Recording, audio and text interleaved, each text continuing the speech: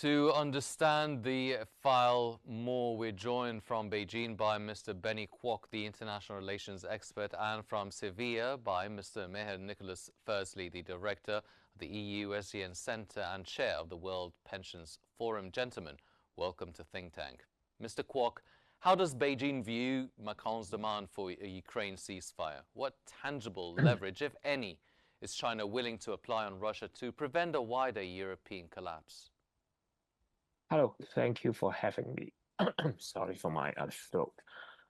I would think that I don't think that Europe could put have any effective pressure against its stance on supporting Russia on the Ukrainian crisis because whether the Ukrainian crisis could be stopped is based on the, I would say, the manner and or stance of the Ukraine, Russia, and the United States. Europe is not playing an important role on this Ukrainian crisis, even though those crises is just next to the Europe.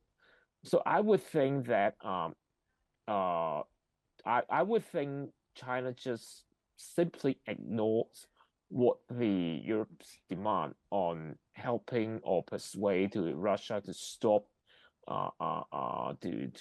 for so-called invading Ukrainian territories, unless the European Union could use the so-called subsidies to try to threaten the Beijing that if Beijing does not help the European Union to persuade Russia to stop the war, then the EU would put a very severe pressure and measures, especially for the for example, like the tariffs, very high tariffs on the Chinese-made goods, or especially, of course, the EVs, or otherwise, I don't think Beijing would, or otherwise, I don't think Beijing would listen what the Macron says. Mm-hmm.